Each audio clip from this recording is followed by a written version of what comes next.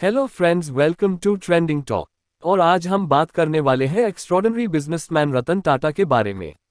रतन टाटा देश के चहेते बिजनेसमैन का एक ऐसा चेहरा जिसे हर कोई जानता है, लेकिन सिर्फ एक बिजनेसमैन के रूप में।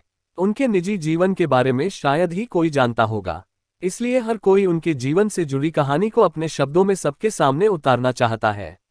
वो इसके जरिए ये बताना चाहता है कि वो कैसे इतने सक्सेसफुल बिजनेसमैन बने, कहाँ हुआ उनका जन्म, कहाँ से शिक्षा और कैसे उन्होंने अपने जीवन में इतनी सफलता हासिल की।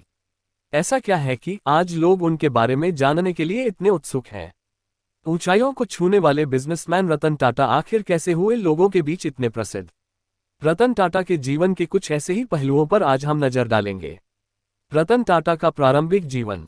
देश के प्रसिद्ध बिजनेसमैन रतन टाटा का जन्म 28 दिसंबर 1937 को सूरत शहर में हुआ। रतन टाटा नवल टाटा के बेटे हैं, जिनको नवजबाई टाटा ने गोद लिया था। ऐसा इसलिए क्योंकि नवजबाई टाटा के पति का निधन हो गया था, जिसके बाद वो अकेली पड़ गई, इसलिए उन्होंने इन्हें गोद लिया।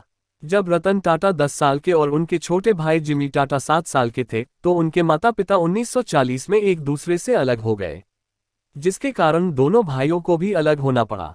लेकिन उनकी दादी नवजबाई ने दोनों पोतों का पालन पोषण करने में कोई कमी नहीं छोड़ी। वो अनुशासन को लेकर जितनी सख्त थी, उतनी ही नर्म थी। आपको बता दें कि रतन टाटा का एक सौतेला भाई भी है, जिसका नाम है नोएल टाटा। बचपन से ही इन्हें पियानो सीखने का और क्रिकेट खेलने का काफी शौक था। रतन टाटा की शिक्षा। रतन टाटा की शुरुआती शिक्षा मुंबई के कैंपियन स्कूल से हुई, जहां उन्होंने 8वीं कक्षा तक शिक्षा प्राप्त की। उसके बाद वो कैथेड्रल एंड जॉन कॉनन स्कूल में चले गए। स्कूली शिक्षा खत्म करने के बाद उन्होंने अपनी B.S. वास्तुकला में स्ट्रक्चरल इंजीनियरिंग के साथ कॉर्नेल विश्वविद्यालय से 1962 में पूरी की। इसको खत्म करने के बाद उन्होंने हार्वर्ड बिजनेस स्कूल में एडमिशन लिया, जहां उन्होंने 1975 में एडवांस मैनेजमेंट का कोर्स कंप्लीट किया। रतन टाटा के करियर की शुरुआत। रतन टाटा ने भारत में वापसी करने से पहले लॉस एंजल्स, कैलिफोर्निया में जोन्स एंड एमोन्स में थोड़े समय के लिए काम किया, लेकिन अपनी दादी की बिगड़ती तबीयत को देख अमेरिका में बसने का सपना छोड़कर उन्हें वापस इंडिया आना पड़ा। भारत आने के बाद उन्होंने IBM के साथ काम किया, लेकिन JRD टाटा को ये पसंद नहीं आया और उन्होंने रतन टाटा को टाटा ग्रुप से साथ काम करने का मौका दिया। इसके बाद से ही उनके करियर की असली नींव रखी गई। 1961 में उन्होंने टाटा के साथ काम करना शुरू किया। पहले कुछ शुरुआती दिनों में उन्होंने टाटा स्टील के शॉप फ्लोर पर काम किया। उसके बाद वो धीरे धीरे टाटा ग्रुप की और कंपनियों के साथ जुड़ गए। एक समय आया जब उन्हें 1971 में राष्ट्रीय रेडियो और इलेक्ट्रॉनिक्स कंपनी नेकोप में डायरेक्टर इंचार्ज के लिए चुना गया। 1981 में उन्हें टाटा का अध्यक्ष नियुक्त किया गया। उस समय कंपनी काफी घाटे में चल रही थी और बाजार में कंपनी की हिस्सेदारी सिर्फ 2% था और घटा 40% था।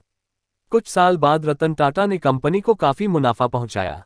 इसके कुछ समय बाद उन्हें 1991 में टाटा ग्रुप का उत्तराधिकारी बनाया गया। रतन टाटा के इस पद को संभालने के बाद मानो टाटा ग्रुप की किस्मत ही बदल गई हो। ऐसा लग रहा था आसमान पर भी सिर्फ टाटा का ही नाम लिखा है। उनके कार्यकाल में टाटा कंसल्टेंसी सर्विसेज ने पब्लिक इश्यू जारी किया, जिसके बाद टाटा मोटर्स को न्यूयॉर्क स्टॉक एक्सचेंज में लिस्टेड किया गया। साल 1998 में टाटा ने अपनी पहली भारतीय कार तैयार की, जिसका नाम था टाटा इंडिका। इसके बाद टाटा ने टेटली, टाटा मोटर्स ने जैगुआर लैंड रोवर और टाटा स्टील ने कोरस को तैयार किया, जिसके बाद भारतीय बिजनेस कंपनी की लिस्ट में टाटा का नाम दर्ज हो गया। दुनिया की सबसे सस्ती कार यानी टाटा नैनो भी रतन टाटा की सोच का एक हिस्सा है, जिसको लोगों ने काफी पसंद किया था। रतन टाटा एक ऐसे व्यक्ति के रूप में जाने जाते हैं जो कभी भी झूठी चमक दमक में विश्वास नहीं रखता। वो सिर्फ काम करना जानते हैं, उसे किस तरह से अपने व्यवसाय में लगाना है और उसका इस्तेमाल कैसे करना है, हमेशा से ही उनकी सोच यही रही है। रतन टाटा 28 दिसंबर 2012 को टाटा समूह की सभी कार्यकारी जिम्मेदारियों से रिटायर हो गए, जिसके बाद उनकी ये जगह 44 वर्षीय साइरस मिस्त्री को दी गई। लेकिन रतन टाटा ने इस जगह को देने से पहले उनके सामने अपनी बात रखी, जिसके मुताबिक उन्हें 1 साल तक रतन टाटा के साथ काम करने को कहा गया, जिसको उन्होंने स्वीकार कर लिया। आपको बता दें कि साइरस मिस्त्री पलोंजी मिस्त्री के छोटे बेटे हैं, जो शिपुरजी पलोंजी के प्रबंध निदेशक भी रह चुके हैं। साइरस मिस्त्री ने लंदन के इंपीरियल कॉलेज से सिविल इंजीनियरिंग में लंदन बिजनेस स्कूल से डिग्री हासिल की है। वो टाटा समूह के साथ 2006 से काम कर रहे हैं। जिसके बाद अब वो इस दिशा में ही आगे काम करते रहेंगे। हालांकि इस समय वो टाटा से रिटायर हो गए हैं, लेकिन इसके बाद भी को कामकाज में लगे हुए हैं। हाल ही में उन्होंने भारत की ई-कॉमर्स कंपनी स्नैपडील कंपनी में इन्वेस्ट किया। इसके बाद अर्बन लैडर और चाइनीज मोबाइल कंपनी जियोमी में भी इन्वेस्ट किया। रतन टाटा भले ही टाटा ग्रुप से रिटायर हो गए हैं, लेकिन टाटा सन्स के 2 ट्रस्टों के चेयरमैन अभी भी वो बने रहेंगे। रतन टाटा ने भारत के अलावा कई देशों के संगठनों में भी अपनी अहम भूमिका निभाई है। वह प्रधानमंत्री की व्यापार उद्योग परिषद और राष्ट्रीय विनिर्माण प्रतिस्पर्धात्मकता परिषद के सदस्य भी हैं। इसके साथ ही वो कई कंपनियों के बोर्ड ऑफ डायरेक्टर भी हैं। रतन टाटा के रोचक तथ्य। टाटा ग्रुप 100 कंपनियों के साथ आप पूरे विश्व में 5वीं सबसे बड़ी कंपनी है, जिसमें टाटा चाय, 5 स्टार होटल, स्टील, कार और हवाई जहाज शामिल हैं। आपको बता दें कि रतन टाटा को पालतू जानवर रखना काफी पसंद है। इसलिए उन्होंने अपना मुंबई वाला बंगला, जिसकी कीमत 400 करोड़ है, वो पालतू कुत्तों की देखभाल के लिए दिया हुआ है। साथ ही उन्हें प्लेन उड़ाने का भी काफी शौक है, जिसका उनके पास लाइसेंस भी है। रतन टाटा का काम करने का तरीका एकदम अलग है, इसलिए उनके साथ काम करने वाले कर्मचारी भी उनके साथ काम करना काफी पसंद करते हैं। इसलिए कहा जाता है टाटा में काम करना सरकारी नौकरी से कम नहीं है। रतन टाटा ने अपने ग्रुप को 21 साल दिए और आपको बता दें कि इन्हीं 21 सालों में उन्होंने अपनी कंपनी को शिखर तक पहुंचा दिया। इसलिए आज के समय में इस कंपनी की वैल्यू करीबन 50 गुना बढ़ गई है। इस बात को हर कोई बहुत अच्छे से जानता है कि 2008 में मुंबई में हुए 26/11 हमले में ताज होटल में जितने भी लोग घायल हुए थे, उन सबका इलाज टाटा ने ही कराया था।